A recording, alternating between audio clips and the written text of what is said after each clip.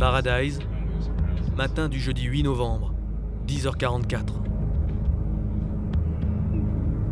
Tous tentent de fuir une ville en flammes.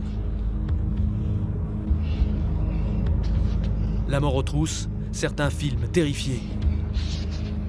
Ce couple est lancé à travers le brasier. Elle pleure, il fonce, elle prie. Heavenly Father, please help us. Please help us to be safe. I'm thankful for Jeremy and his willingness to be brave. Mais malgré les suppliques, Paradise se transforme en enfer. Sur la gauche, le panneau d'entrée de la ville. Il brûlera. Dans cet autre véhicule, un homme face à un rideau de feu.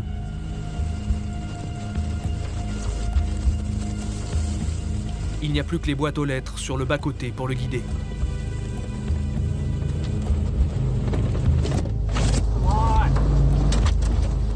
Le danger est partout. It's on both sides of us. À bord de cette voiture, un homme et une femme quittent le centre-ville de Paradise. Il est 10h du matin. Il fait nuit noire. And we're still on Skyway, trying to get out of Paradise. This is bad. All those homes gone. Feel the heat now. Son of a bitch. Autour, le son des cuves de propane qui explosent. Oh shit, babe. Comment poursuivre sa route quand face à soi, le feu devient tornade?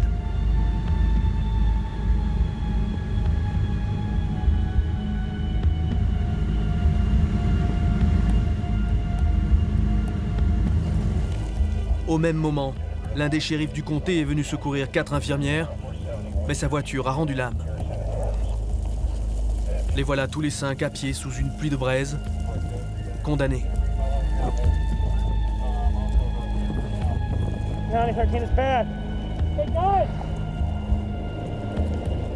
Quand soudain, les phares d'une pelleteuse percent l'obscurité.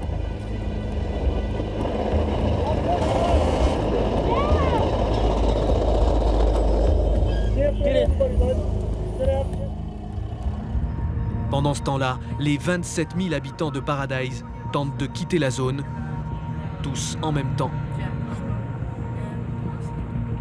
Is there traffic? Is it backed up? Fuck. Un embouteillage géant dans une forêt en feu. It's okay, Mama. Oh God, please drive. I'm trying. Pour sortir de Paradise, il n'y a que 2 routes. Fucking. Come on, people, go. Toutes 2 sont saturées. Oh my God. À bord de ces voitures, des familles entières. Dans celle-ci, une petite fille dit à son père. Lui ne sait que répondre.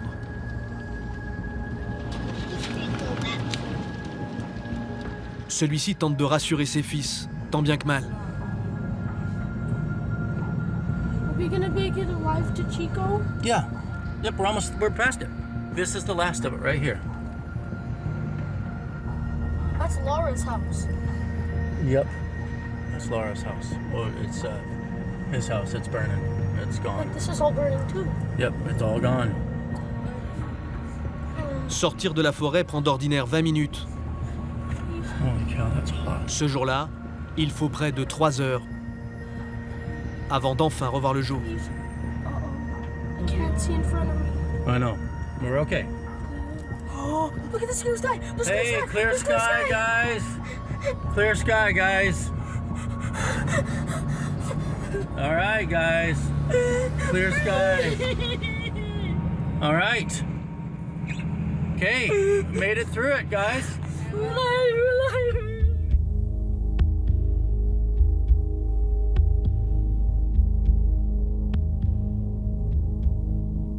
Le jour d'après, leur paradis est en cendres.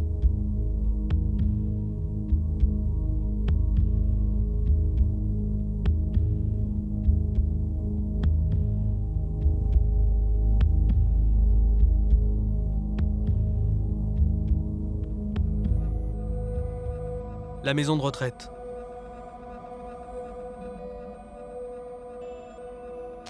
Un havre de paix où, comme chaque matin, ce 8 novembre, les pensionnaires se réveillaient lentement dans leur décor feutré.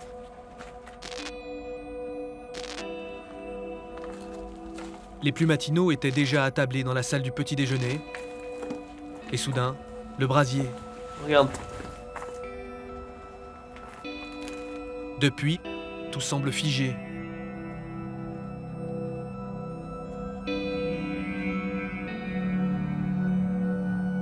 Les fauteuils roulants calcinés, les déambulateurs abandonnés dans la terreur d'une fuite effrénée. Alors que le feu arrive à vitesse galopante, une pensionnaire tente d'emporter ses précieuses photos. Elle n'aura pas le temps de les prendre.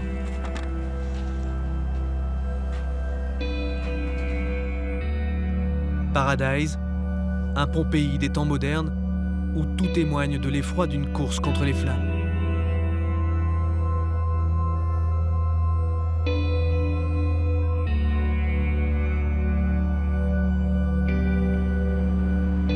Dans le cimetière, cette voiture. Après avoir sauvé sa guitare et quelques effets personnels, son conducteur paniqué tente de couper par le cimetière. Regarde, il s'est encastré sur une tombe.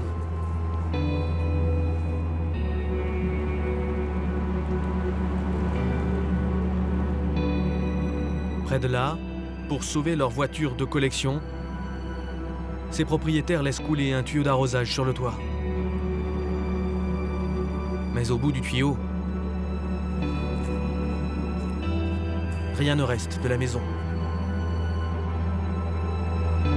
Les Nichols ont pu s'en sortir, s'échapper à temps, mais tous n'ont pas eu cette chance.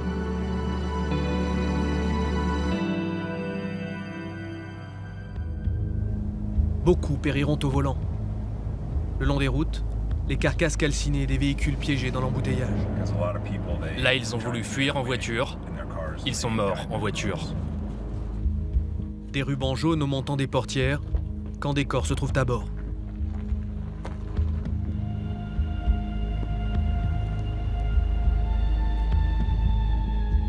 Dominique Polito est porte-parole des pompiers de Californie.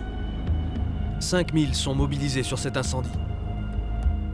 Le feu serait parti d'un transformateur électrique. Il n'en fallait pas plus pour que toute la forêt s'embrase après des années de sécheresse.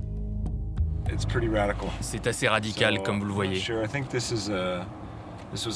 On arrive dans la résidence de Mobile Home, je crois. Oui, c'est là derrière.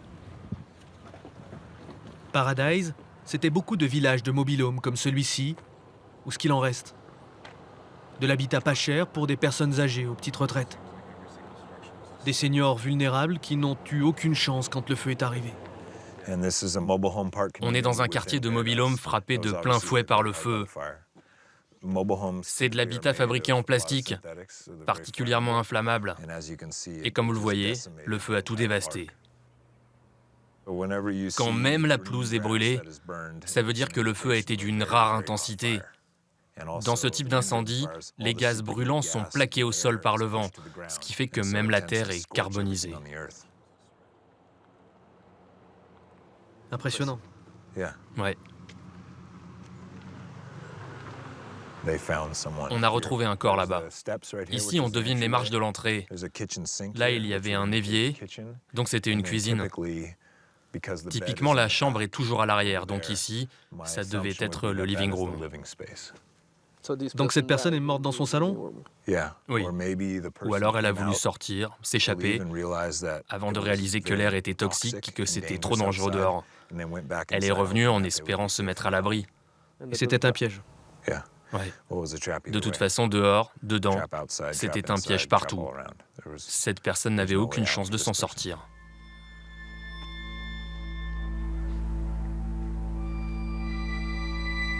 Ces corps, encore faut-il les retrouver. C'est la mission des unités de recherche. On les reconnaît à leur combinaison blanche, des volontaires pour la plupart. Toute la journée, ils ratissent les cendres, à la recherche d'ossements. Hey guys, there's a shower. You think? Yeah, looks like the shower and the sink. I started digging in a bit, but. Ce membre de l'unité de recherche, un Français, Guillaume Plateau, 38 ans. Ce physicien, installé dans la Silicon Valley, a posé des jours pour venir participer aux recherches. Et s'il s'attelle à localiser les salles de bain, ce n'est pas par hasard. Quand on rentre dans une maison, en gros, la première chose qu'on essaie de faire, c'est de retrouver le layout, comment c'est organisé. Donc les lits, la baignoire, parce que c'est si en cas de dernier recours, les gens vont essayer de la baignoire. Ce qui est une bonne idée, mais ça ne marche pas toujours. Donc le lit, on regarde s'il y a une forme évidente. Sinon, on prend le lit, on retourne. Et ensuite, on utilise le râteau pour juste regarder un peu en plus en détail, quoi. Voir si on ne trouve pas des fragments. Dans ce quartier plus cossu, pas de mobil-home. De vraies maisons, mais en bois, comme partout en Californie. Seules les cheminées en briques sont encore debout. Ce sont elles ou les escaliers en métal qui indiquent à l'unité de recherche le nombre d'étages à déblayer, comme dans celle-ci.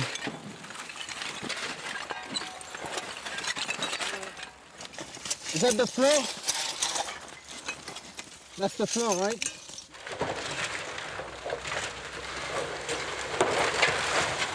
That will basically collapse on the bathroom.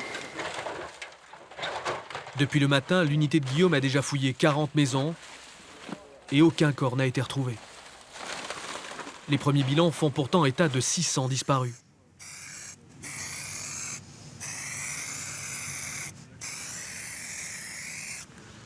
Ah, j'ai jamais vu ça, quoi. Là, c'est là, vous mettez 1, 2 en fonction du nombre de corps retrouvés. Là, vous avez encore rien mis, vous n'avez pas trouvé de corps. Non. Ça vous surprend pas de trouver aucun corps alors qu'il y a 600 disparus? Ça veut dire que ça a brûlé au point de calciner. Et de rendre l'identification au moins compliquée, sinon impossible. Là, maintenant, les nouvelles recherches, c'est on essaye de trouver des morceaux, des fragments. C'est-à-dire même plus un fémur, même plus... Un fémur, ce serait idéal, quoi. Mais si on peut trouver au moins des côtes, une partie de la boîte crânienne, des choses comme ça. Yeah. C'est pas la partie rigolote, mais bon. Un drôle de but. Faut que ce soit fait, quoi. Fin de journée. Dans ce climat pesant, nerveusement épuisé, l'équipe évacue comme elle peut cette tension morbide, emportée par un fou rire. Eh les gars, je crois qu'on est chez quelqu'un qui venait de faire la poussière.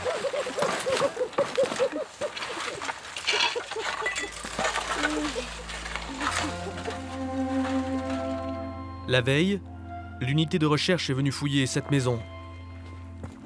Elle y a retrouvé des ossements.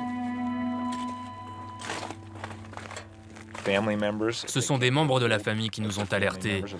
Ils n'avaient plus de nouvelles depuis le feu.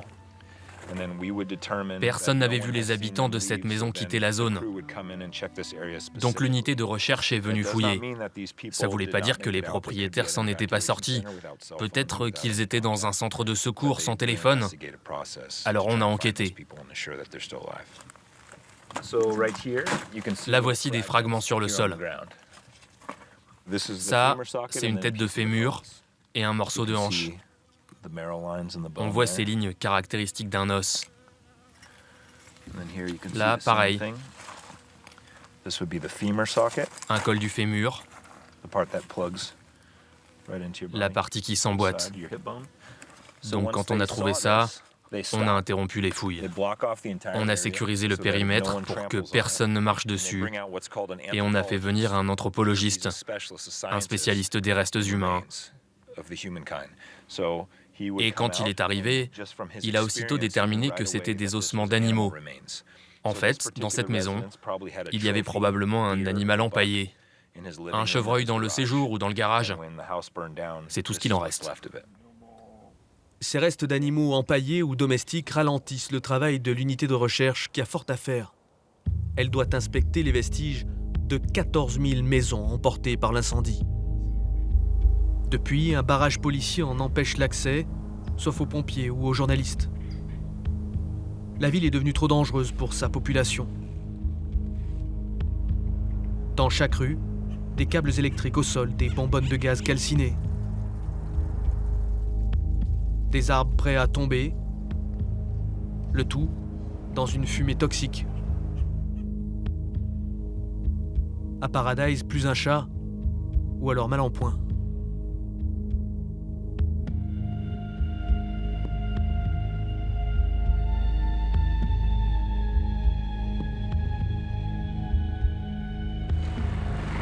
Ce décor fantomatique, Lyndon McAfee refuse de le quitter. Né à Paradise il y a 59 ans, il a coupé par la forêt pour éviter les barrages de police et regagner son ranch isolé du reste de la ville. Il y vivait seul. Bienvenue dans mon cauchemar. Pour rentrer, c'était par là. Ici, il y avait le porche. Là, c'était l'escalier. Ce poêle était là contre le mur de la cuisine. Là, il y avait un double four. Ici, on voit encore les casseroles. C'était une maison de 2 étages, construite il y a plus d'1 siècle. C'est quoi ça? Ouais, quelque chose qui a fondu, je sais même pas quoi. C'est ce qui reste de ma maison. J'arrive même pas à la reconnaître. Quel gâchis. C'était une belle maison avec une belle vue. Mes animaux aussi ont brûlé. La plupart des poules, les chèvres.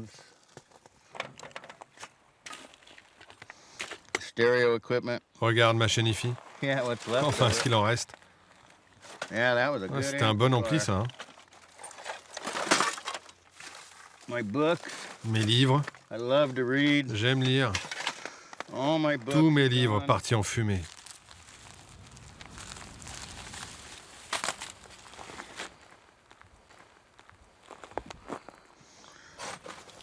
Comment vous vous sentez? Plutôt vide. Plutôt vide. Tout ce que j'ai pu sauver, c'est mes armes. Je peux pas vivre sans. Avec elles, je peux encore chasser et me défendre.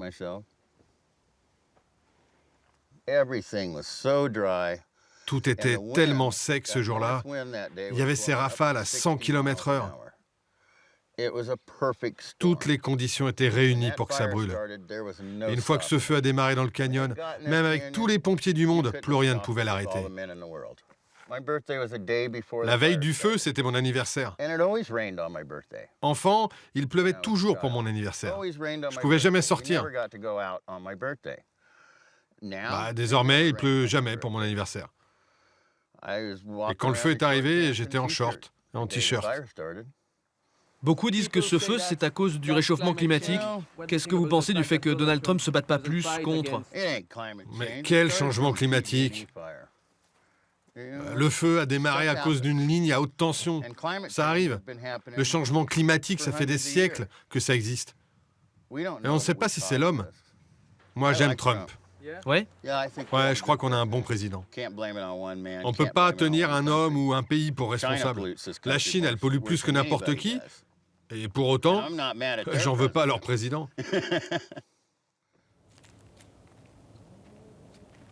Il n'y a plus de téléphone à Paradise. Lignes et relais ont brûlé. La veille, Lyndon est parti à la recherche de son ami Brad, sans savoir s'il était encore vivant. Les 2 hommes vivent à une quinzaine de kilomètres l'un de l'autre. Sur le chemin, la désolation. Et soudain, un indice. Son ami lui avait laissé un signe de vie. C'est l'endroit où on se retrouve d'habitude. Et là, j'ai vu un truc écrit dans la terre. C'était mon nom. Et il n'y a que Brad pour écrire mon nom comme ça. C'est là que j'ai su que c'était lui. Ça veut dire qu'il était passé par là, mon ami, mon frère. Et là, en regardant autour, j'ai vu ça écrit au-dessus. Viens à la maison. Ça voulait dire que mon meilleur ami avait survécu. J'étais sacrément content de voir ça. Vous avez réagi comment quand vous avez vu ça? Je me suis mis à pleurer.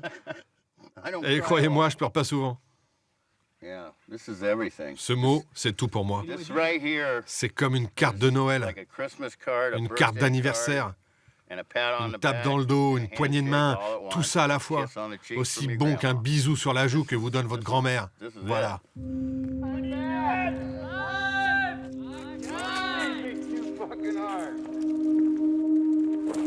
Eh, t'as l'air plutôt sale. Son ami Brad, le voici en rouge, avec son fils Michael. Ah, ça fait plaisir de te voir. Comment tu vas? Retrouvailles de survivants. Brad et son fils refusent eux aussi de quitter la zone interdite et les vestiges de leur quartier. Comme dans un film catastrophe, ils sont les 3 derniers dans ces 600 km² calcinés. Quand le vent s'est levé, la résidence de mobil-home là-bas, ces maisons, celle-ci, celle-là, celle là-bas, toutes sont parties en flammes en même temps. Dans la rue, une seule maison tient encore debout, la leur. Quand le feu est arrivé, Brad et son fils sont restés pour l'affronter. Mon fils était sur le toit avec un tuyau, et moi j'étais par là, avec ce tuyau, comme ça. Et je courais pour arroser dès qu'il y avait du feu quelque part. J'arrosais partout. Et quand le feu s'approchait trop, je reculais un peu, j'arrosais les murs. Et quand c'est devenu vraiment brûlant, je me jetais par terre en m'aspergeant. Je faisais ça toutes les 5 minutes. Montre-leur, papa, comment tu faisais vraiment. Ok. Je me mettais juste là, et putain, je devais me jeter au sol comme ça, avec le tuyau au-dessus de moi, comme ça. Et c'est comme ça que j'ai réussi à m'en sortir. C'était dingue. Oui, mais ça brûlait vraiment. Non, je veux dire, c'était dingue de rester. Non, je vais bien. Je suis pas brûlé. Mais le plus fou, c'est ce bâtiment là-bas. C'est un garde-meuble. Et là-dedans, quelqu'un a entreposé une quantité importante d'armes et de munitions. Et donc, pendant que ça brûlait, on avait des balles, comme ça, qui passaient au-dessus de nos têtes. Mais le plus effrayant, c'est quand j'ai vu le feu s'approcher vraiment. Ça, c'est quand ça brûlait autour.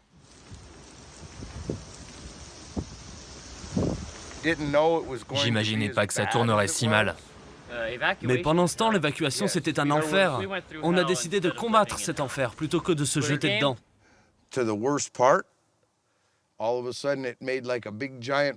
Le pire, c'est quand on a vu se former une sorte de tornade de feu. Ça tournait comme ça au-dessus. Et ici, comme c'était pas encore enflammé, c'était le seul endroit où il restait un peu d'oxygène. Mais il y avait tellement de chaleur que ça faisait ce tourbillon. Et je crois que c'est ça qui nous a éloigné le feu. Vous diriez que vous êtes des survivants? Ouais. Ouais, 2 survivants chanceux, mais on s'est battu pour ça. Ouais, durement. La règle qu'on s'était fixée, c'est que s'il perdait conscience, je venais le sortir de là, et si c'était moi, il venait me sortir de là. C'était ça notre plan. De toute façon, on serait sans doute mort si on avait tenté de partir.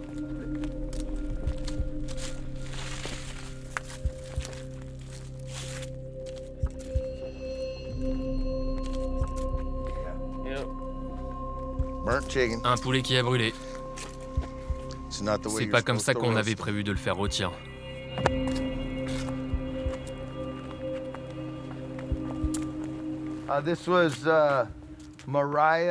En face de chez moi, c'était la maison de Maria et Andrew.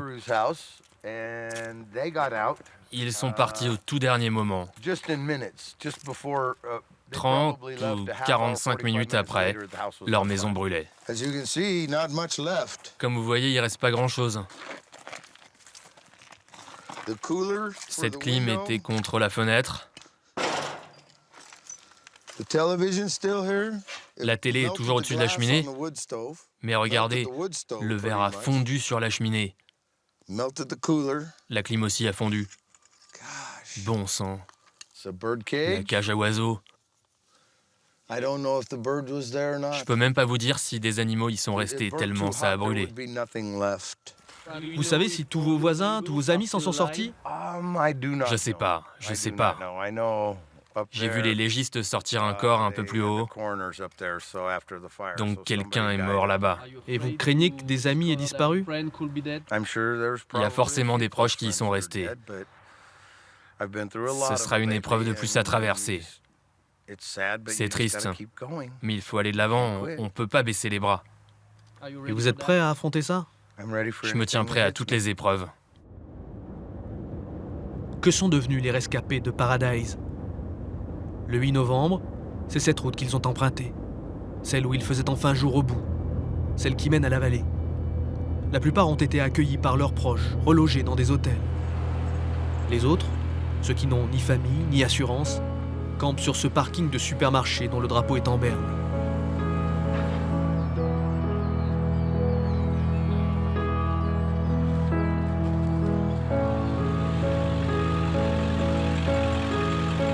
Ben vit à l'autre bout de la Californie. Il s'est levé à 5 heures ce matin. 3 heures de route plus tard, le voici avec ses filles et ce qu'ils ont pu collecter pour venir en aide aux sinistrés.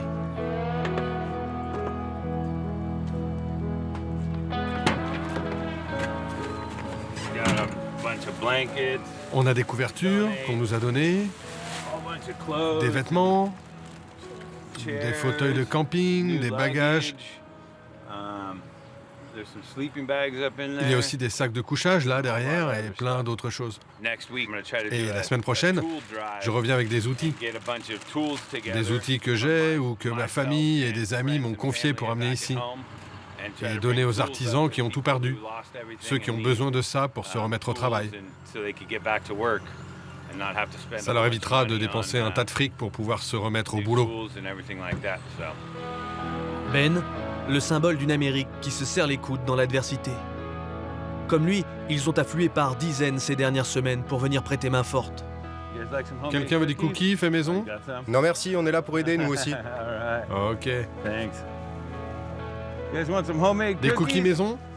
C'est une manière pour moi d'apprendre à mes filles à respecter leurs prochains et ceux qui sont dans le besoin.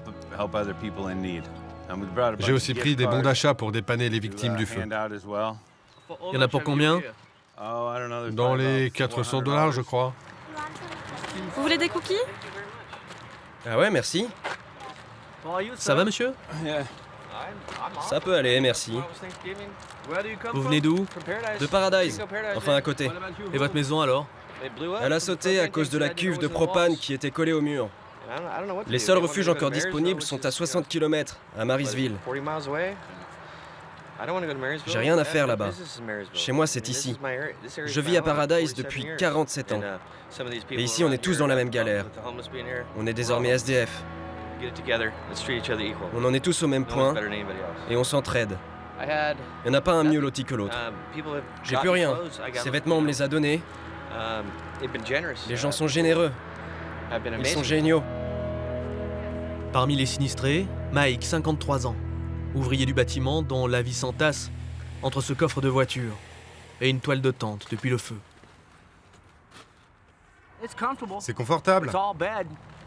Il n'y a que le matelas qui rentre et j'ai une guirlande de Noël pour la lumière. Mais ça va, j'ai chaud. Il est, dit-il, l'un des derniers à avoir quitté Paradise vivant. Il y avait une vingtaine de voitures derrière moi. Elles sont restées coincées dans la fumée et les flammes. Et voilà, ils ne s'en sont pas sortis. Dans un rétroviseur, on peut voir les expressions sur les visages. Ils étaient juste derrière. J'ai déjà appelé la cellule de soutien psychologique pour parler à quelqu'un. Je me sens coupable, mais je ne pouvais rien y faire. Il n'y avait pas d'issue.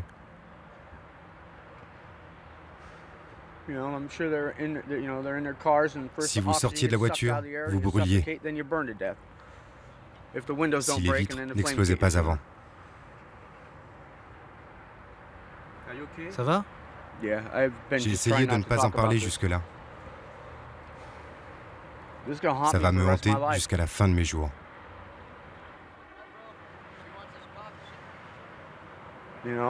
À moins d'avoir vécu cela, on ne peut pas imaginer. Les gens imaginent que l'on peut évacuer ça comme ça. Dès que je vois une voiture, j'y pense. Dès que je vois un arbre, j'y pense. À l'image de Mike, le parking semble peuplé de réfugiés traumatisés. L'un d'eux dort dans ce 4x4 depuis l'incendie. Il était gardien dans l'un de ces villages de mobil-home. Depuis le soir que de le feu, moi, je suis là. Je peux vous mettre un petit micro, s'il vous plaît? Oui. Il s'appelle Jean Hartig. Il a 63 ans, il est français, installé en Californie depuis des décennies. Et on le pince comme ça. Voilà. Qu'est-ce que vous avez perdu, vous? Moi, j'ai perdu 20 ans de toute ma vie. Hein, toute ma fourniture. Les outils? Tous mes outils, tous les jouets de ma petite fourniture, fille. C'est les meubles, tout? Tout. Il n'y a rien qui reste. Vous avez perdu votre maison, votre toit et votre emploi? Oui. Le travail, tout. Tout s'est parti. Un jour. Ça faisait combien de temps que vous travaillez là-bas? 20 ans. 20 ans? C'est 20 ans d'une vie qui sont partis en fumée. Tout. Ça fout un coup au moral, j'imagine? J'ai fini, OK? Ah. C'est vrai? Vous voulez pas en parler plus? Non.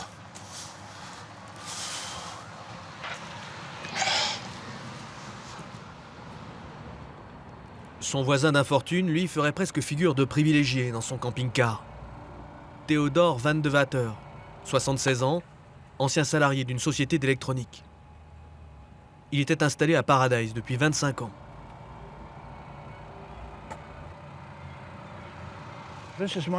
C'est ma nouvelle maison. Vous nous montrez? Eh ben, c'est une cabine qui se pose sur un pick-up. Et ce qui est pas mal, c'est que ça se retire. Comme ça, on peut aussi utiliser la voiture seule. J'ai su qu'il se passait quelque chose en entendant les explosions autour de moi. Les cuves de propane, les réservoirs de voitures, tout explosait. Si fort. Et c'est là que j'ai compris qu'il fallait déguerpir. Pas le temps de prendre quoi que ce soit dans la maison.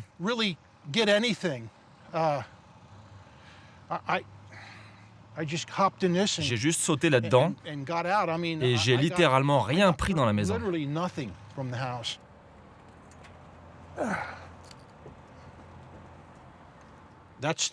Le lit, très confortable. Ah, si j'avais su que vous veniez, je l'aurais fait. Et mon dressing, une ou deux chemises, quelques pantalons, l'évier et le radiateur qui est en panne. J'ai démonté le circuit pour essayer de comprendre ce qui ne va pas. Et si j'arrive à la réparer, tant mieux. Mais c'est surtout que ça m'occupe l'esprit plutôt que de rester assis à penser à tout ça. Théodore ne sait pas si sa maison a brûlé. À cause du barrage de police, il n'a pas pu retourner chez lui.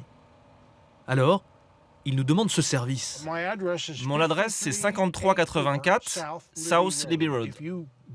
Ce serait vraiment gentil si vous pouviez aller voir et revenir me dire si ça a brûlé ou pas. Comme ça, je pourrais enfin savoir et me préparer pour la suite. Et je saurai ce qu'il me reste à faire. Évidemment, si ma maison est encore là, je serais ravi. Hein. Mais je crains que non. Ça serait adorable que vous fassiez ça pour moi. D'accord, ben on peut faire ça. Ouais, ça serait super. Vous voulez qu'on prenne des photos? Si c'est ravagé, non. Je préfère pas voir ça. On pourra y aller dans quelques jours et j'espère qu'on vous ramènera une bonne nouvelle. J'ai pas beaucoup d'espoir, ne vous en faites pas. Hein. Si c'est pas bon, ne vous en faites pas, ça ira. Si Théodore ne sait pas à quoi demain ressemblera, pour d'autres, il n'y a plus d'espoir. Mickey Lucero, 53 ans, est de cela. J'ai écrit « Paradise est fort ». Je me suis fait tatouer ça. La Californie, avec mon cœur à Paradise. Et l'un de ces arbres qui ont brûlé dans le feu. J'ai tout perdu dans cet incendie, tout. Y compris mes parents. Votre père et votre mère? Ouais, ils étaient derrière moi. Ils n'ont pas pu s'en sortir. Si Paradise est fort, Paradise n'est plus pour lui. Demain dès l'aube, il partira. Vous allez faire quoi à présent? J'ai fini de charger la voiture et je pars demain pour la Nouvelle-Orléans. La Nouvelle-Orléans? Quelqu'un vous attend là-bas? Non. Pourquoi la Nouvelle-Orléans? Là-bas, il y a du boulot. Il s'agit de redémarrer une vie à présent. De toute façon, j'ai plus rien ici. Ce serait ridicule de rester en Californie. Comment vous vous sentez? Je me sens seul, perdu, mais il faut que je positive. Et que j'aille de l'avant. Mickey sait que ses parents ne sont plus. Ce n'est pas le cas de Kelly, 56 ans. Voilà des jours qu'elle écume les hôpitaux, les refuges et ce parking maintenant, dans l'espoir de retrouver sa sœur. C'est ma sœur, Tamara. Je la cherche depuis le feu. Je suis allée partout où il y a des sinistrés. Et quelqu'un qui la connaît m'a dit qu'il l'avait vue ici, sur ce parking. Alors je suis aussitôt partie de chez moi pour venir la chercher. Je ne sais même pas si elle est en vie. Mais je vais la retrouver. Monsieur, pardon de vous déranger. Vous êtes là depuis plusieurs jours? Je cherche ma sœur. Elle aurait été vue ici. Elle a une berline bleue. Elle s'appelle Tammy. Elle a un enfant en bas âge, c'est ça? Non, elle n'a pas d'enfant. Elle a un chien noir qui s'appelle Jazzy. C'est peut-être elle dans le camping-car là-bas. Je suis à la recherche de ma sœur Tammy. Elle a un chien noir. Et voilà à quoi elle ressemble. La photo a quelques années. Non, désolé. Je la cherche partout. Merci quand même. Dieu vous bénisse. Et désolé de ce qui vous arrive. Prenez soin de votre famille. Il n'y a que ça qui compte. Malgré ses efforts, Kelly ne retrouvera pas sa sœur.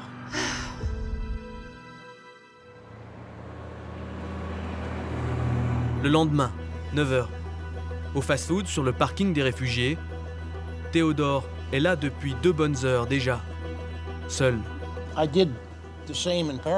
C'est l'habitude qu'on avait à Paradise. Il y a un McDonald's là-bas aussi.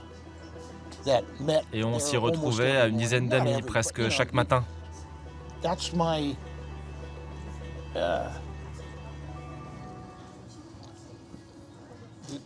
Pour moi, c'était un moment de partage, un moment d'échange, de communication. Parce qu'après, je rentrais chez moi et j'étais seul. Le McDonald's de Paradise, ce lieu où Théodore aimait à retrouver ses amis, le voici à présent.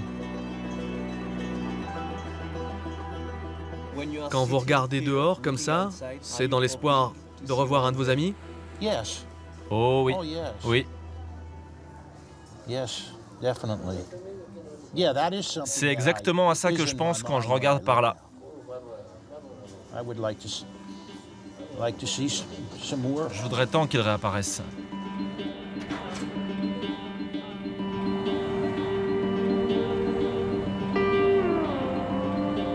Chaque jour depuis le feu, Théodore se rend à la bibliothèque dès l'ouverture. Pas pour y emprunter des livres, non. Plutôt pour savoir si ses amis sont encore en vie.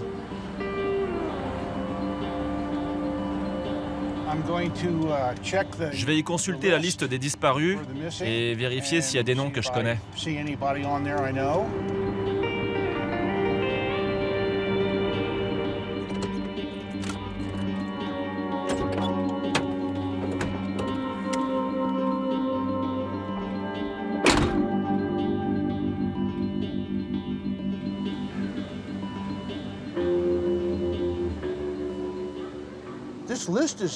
Regardez-moi la longueur de cette liste. Il y a 699 personnes dessus. Parmi ces noms, l'un d'eux est particulièrement familier à Théodore Van de Water. Je crois que je viens de trouver quelque chose d'intéressant. Je crois bien que c'est moi. Mais ils ont fait une faute à mon nom. Mon nom commence par un V et ils ont mis un W.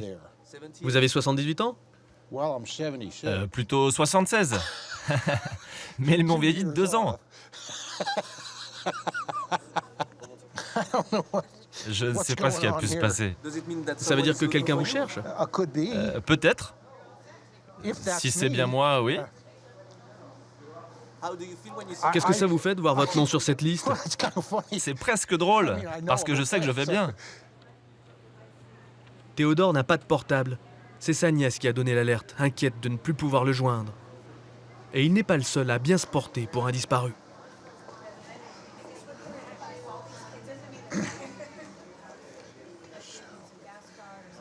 Devinez qui je viens de trouver sur la liste.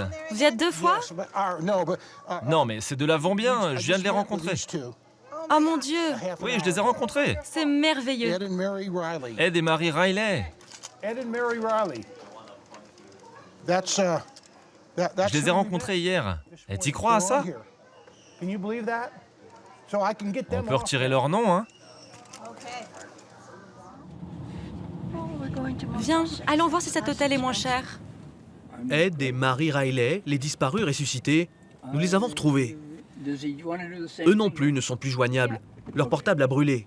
On y va. Ed a 82 ans, Mary 80 ans. Leur journée se résume désormais à aller d'hôtel en hôtel pour trouver où dormir la nuit prochaine. Regardez, vos noms apparaissent sur cette liste. Vous êtes considérés comme disparus depuis le feu. Bon sang, oh non! Comment ça? C'est effrayant. Mary et Ed? Devine qui c'est. C'est forcément nous. On est les disparus 453 et 454. Dans les 70 ans, hommes et femmes. Faut qu'on leur dise. Ça vous surprend? Oui. J'en reviens pas. Qui a pu nous signaler? On connaît personne. Enfin, pas grand monde.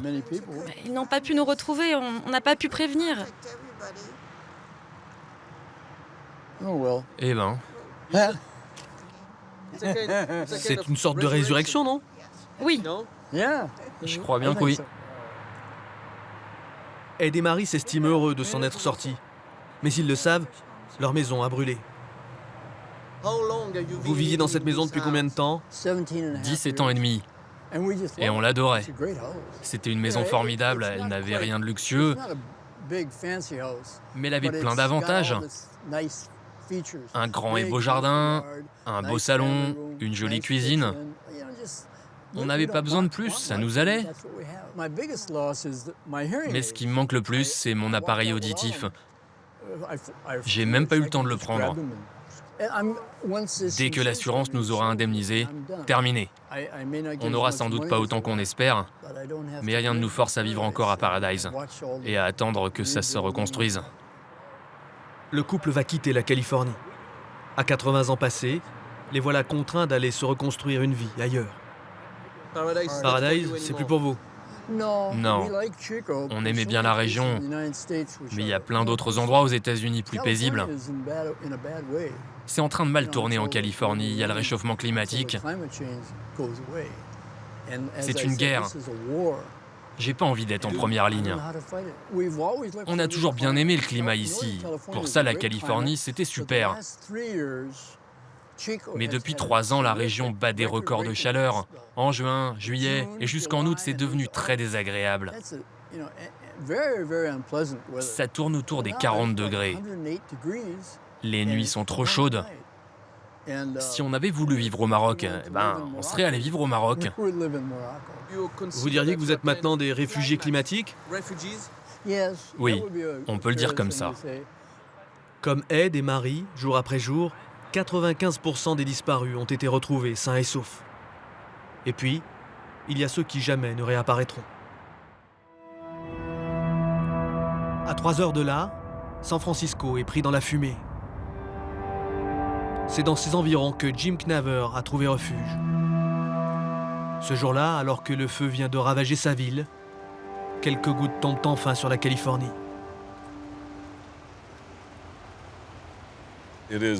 C'est une triste ironie, cette pluie. J'aurais tant aimé qu'elle arrive 3 semaines plus tôt.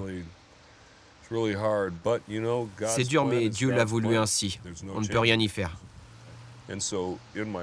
Dans mon cœur, c'est à ça que je me raccroche. On peut rentrer, s'il vous plaît? Depuis le feu, Jim est hébergé par sa sœur. Sa maison a brûlé, avec sa femme à l'intérieur.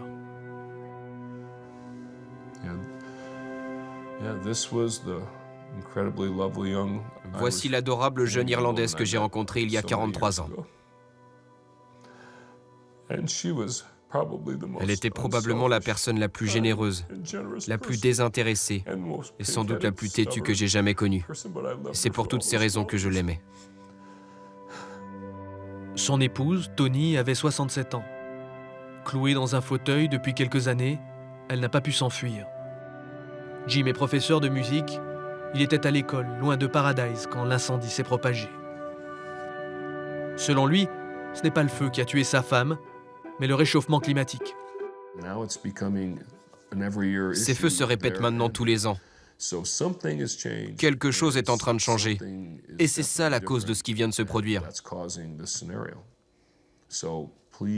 Alors, si vous n'adhérez pas au concept du réchauffement, vous devriez y réfléchir à deux fois. Parce que le changement devient radical. Il va bien falloir regarder les choses en face et affronter la réalité, se poser les bonnes questions. Quoi qu'en dise Trump, ce qui vient d'arriver est lié au changement climatique. Jim ne reconstruira pas sa maison. Il ne souhaite plus vivre en Californie. La région, selon lui, est devenue trop dangereuse. Sa vie, il la poursuivra ailleurs, loin. Il ne sait pas où encore. Ma guitare était sur la banquette arrière. Ce jour-là, je devais chanter des airs de Noël avec les enfants. Nous avons laissé Jim sur cet air des Pink Floyd. I wish you were here. J'aimerais tant que tu sois là. So you think you could tell heaven from hell, blue skies from pain. Can you tell the green field, smile from a veil? Think you could tell, did they get you to train? Ce jour-là, il nous faut encore tenir une promesse. Allez voir ce qu'est devenue la maison de Theodore Van de Water. À l'approche de chez lui, les espoirs s'amenuisent. Nous voici dans sa rue. À son adresse. Voiture, maison, atelier. Il n'a plus rien.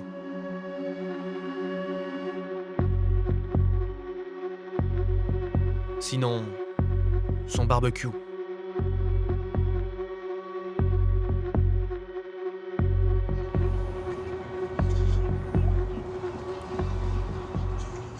On est allé voir votre maison comme vous nous l'avez demandé. Et il n'y a plus rien. Plus rien. Plus rien. Même pas la voiture devant. La voiture aussi. Je suis sincèrement désolé. La voiture devant? Oui, la voiture, la maison et aussi l'abri que vous aviez derrière avec vos outils et votre équipement électronique. Ah, le garage? Ouais, le garage aussi. Tout ça... Non, il reste plus rien. Ni chez vous, ni chez vos voisins. Tout est parti en fumée. Tout.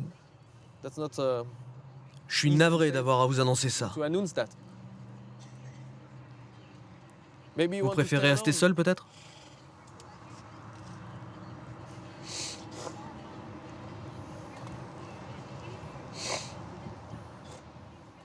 Théodore aussi quittera la Californie.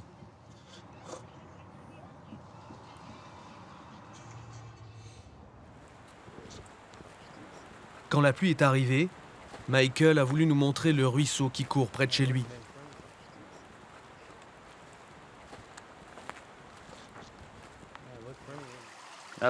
C'est horrible. D'ordinaire, l'eau de ce ruisseau est limpide. Là, c'est dégueulasse.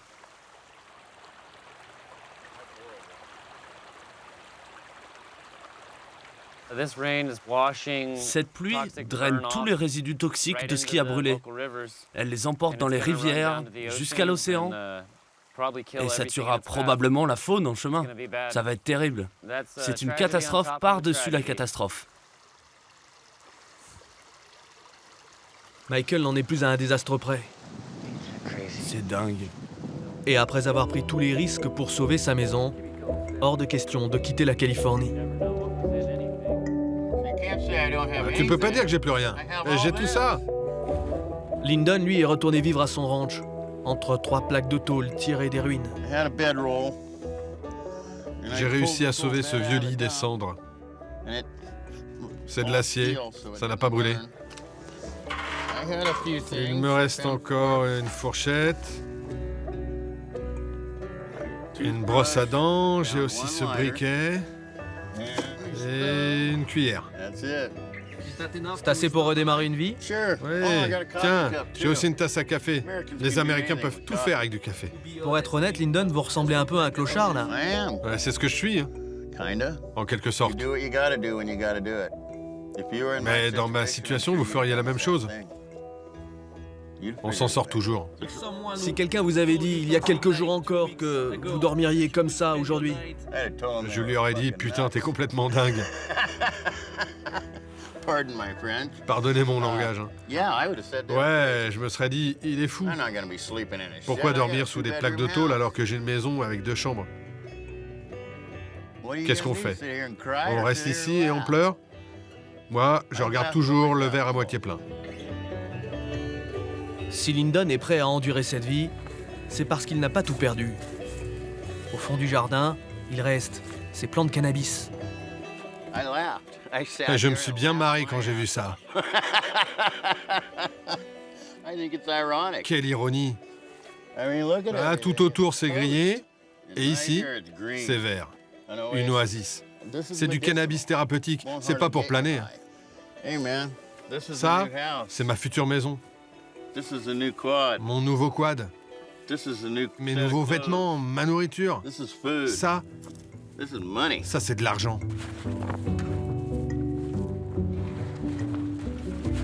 C'était sous le porche d'entrée. Et il flotte encore. À ce jour, le feu de Paradise a fait 86 morts et 3 disparus. Jamais la Californie n'avait connu d'incendie si meurtrier.